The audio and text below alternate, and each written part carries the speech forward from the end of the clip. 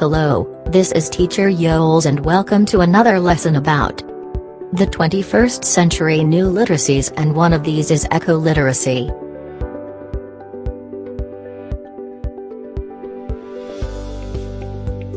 According to David Orr, the plain fact is that the planet does not need more successful people. But it does desperately need more peacemakers, healers, restorers, storytellers, and lovers of every kind. It needs people who live well in their places. And this has something to do with making use of our literacy, like reading and writing, to understand the deeper relationship we have with our environment. For our lesson's objectives, this topic aims to characterize eco-literacy, to identify the 5 ways to develop eco-literacy, to state the image of the ecologically literate person, and to identify ways on how to make schools a dark green schools. Let us start defining the term eco-literacy. It is the ability to understand the organization of natural systems and the processes that maintain the healthy functioning of living systems and sustain life on Earth. It further simplifies bigram as the ability to understand the natural systems that makes life on Earth possible. This concerns understanding the principles of organization of ecosystems and their potential application to understanding how to build a sustainable human society. According to Fritjof Capra, in the coming decades, the survival of humanity will depend on our ecological literacy, our ability to understand the basic principles of ecology and to live accordingly. This means that eco-literacy must become a critical skill for politicians, business leaders, and professionals in all spheres, and should be the most important part of education at all levels, from primary and secondary schools to colleges, universities, and the continuing education and training of professionals. The first question that we need to answer is how to be literate ecologically? 1. We need to develop empathy for all forms of life. One of the things that you can teach your kids is to have the compassion for all forms of life, big or small. You have to let them know that all of us are interconnected. For example, we all need water to live. By making our kids realize that, we teach them how to take care of our environment, because whatever we do, it will either benefit or destruct other living organisms as well. Next, is to embrace sustainability as a community practice. Our interdependence with other living things also teaches us of our interdependence with our community. The community, when working as one, will make our environmental goals more sustainable. Ecological literacy and systems thinking implies a recognition of the manner in which all phenomenon are part of networks that define the way that element functions. Systems thinking is necessary to understand complex interdependence of ecological systems, social systems and other systems on all levels. Next is to make the invisible visible. We believe that knowledge is power. When we work together to educate everyone, especially our kids, to be more aware of what is happening with our environment, then more and more venues will be open that is accessible to many. We can do this by making environmental education more meaningful to them by organizing field trips to areas that were affected at a certain degree by some environmental problems. They can also maximize the use of technology to communicate with communities that experienced such problems. Next one is to anticipate unintended consequence. Do you remember an adage that an ounce of prevention is always better than a pound of cure? Teaching our students the cause and effect of certain human actions will help them to be more cautious and predict what might happen. Of course, this starts from properly educating them. For example, building a house below a hill where deforestation is largely done would not be a wise decision. The last one is to understand how nature sustains life. Teaching our students that nature is the basis of life, and that it sustains life will make them care for the environment better. Furthermore, Goldman, D.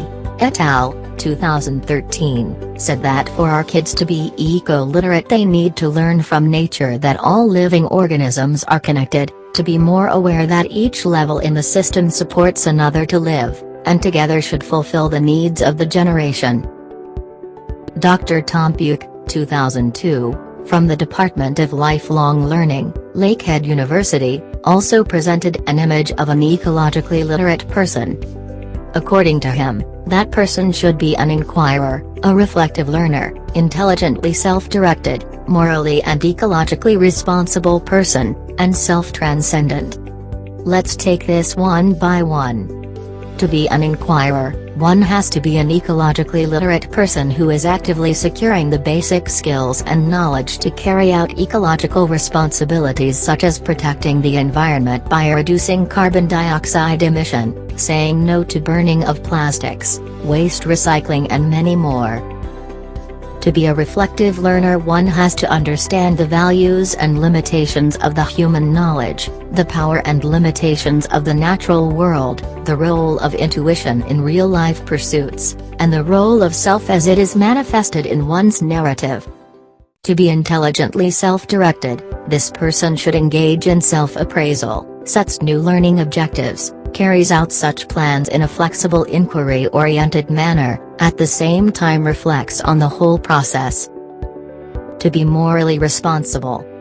An ecologically literate person should be governed by his or her personal action with precepts, that is, responsibility in helping others, seeking justice and equality for all, performing legitimate assigned roles to the best of his, her ability, and living in harmony with people and nature. Then to be ecologically responsible. He or she embodies ecological ideas every time.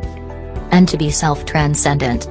He or she moves beyond the limitations of his or her ego by identifying with human groups, past and future, flora and fauna, and the ecosphere, that transcends the individual life in scope and time. Let's move on to the environmental principles. This highlights the basic environmental principles. We need to learn about our ecosystem because this is the only way we can protect and take care of our planet and take action to our environmental problems. The first one is, nature knows best. Nature has its way of doing things. If we go against it, it may cause imbalance and destruction to the ecosystem. 2. All forms of life are important. Each of the living organisms plays an important role in the existence of another, so we must take care of them. The third principle is everything is connected to everything else. All components in the ecosystem interact with one another. This interaction ensures the sustainability of the system. Then the fourth principle is that everything changes. The environment changes in its course. The intrusion of technology can affect these changes and can cause damage. Another principle is that everything must go somewhere. Even the death of animals has a purpose. The disappearance of things around us should be dealt properly. Wastes have been creating us so much trouble and they have to be managed well. Then the next principle is that ours is a finite Earth. Everything has its limits. Earth has limited resources too. We should not overuse and abuse them.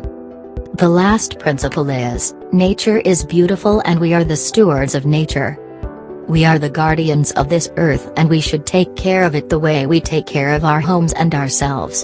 Whatever happens to it, good or bad, we may be partially or largely liable. With an understanding of ecological literacy, perceptions naturally shift. The need to protect the ecosystems is not simply a belief held by environmentalists, it is a biological imperative for survival over the time. This value will become a basic principle for prioritizing thought and action in a sustainable society.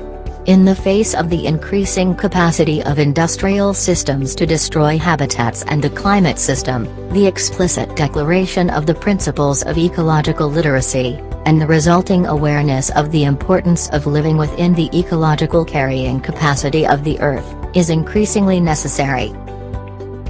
Let me give you a background on making schools a dark green schools. The state recognizes the important role of the schools in the promotion of environmental education. On December 12, 2008, the 14th Congress passed Republic Act No. 9512, National Environmental Awareness and Education Act of 2008, The Lawful Project, our No Law Foundation, an act promoting environmental awareness through environmental education and for other purposes. This act orders the Department of Education, DepEd, the Commission on Higher Education, CHED, the Technical Education and Skills Development Authority, TESDA, along with other government agencies to integrate environmental education in school curricula at all levels, whether public or private, including barangay daycare, preschool, non-formal, technical vocational, professional level, indigenous learning, and out-of-school youth courses or programs. DepEd Order 52, Series of 2011, Strengthening Environmental Education in Public and Private Schools, also urges all public and private schools to lead the role on environmental awareness by enhancing environmental education and pursuing effective school-based activities that seek to preserve and protect the environment. In 2013, the Department of Environment and Natural Resources and SMART awarded Visayas State University, Tinoda Davao University High School, and Dubanan Elementary School, as the country's top eco-friendly schools. They topped 42 other public and private regional schools which went on to become regional finalists. This is an annual award to recognize and affirm the efforts of educational institutions from college, high school, and elementary levels with the most comprehensive environmental programs and activities. Program initiated by schools and students also receive support from the government. A group of students from the University of the Philippines get a 15 million peso grant from Department of Science and Technology, DOST, for a program called UP Bike Share that combines technology and the earth-friendly use of bicycles. Though may not be significant, considering the size of Quezon City, this will help the few green areas in the metro to do the job. For your activity, make a reflection regarding your environmental consciousness. Write a pledge to be an advocate of the environment and your commitment to transmit it to your future students. Use the activity sheet on your module on page 18. Thank you for watching this video and don't forget to subscribe on my channel. And be sure to click the bell button to be notified. See you next time.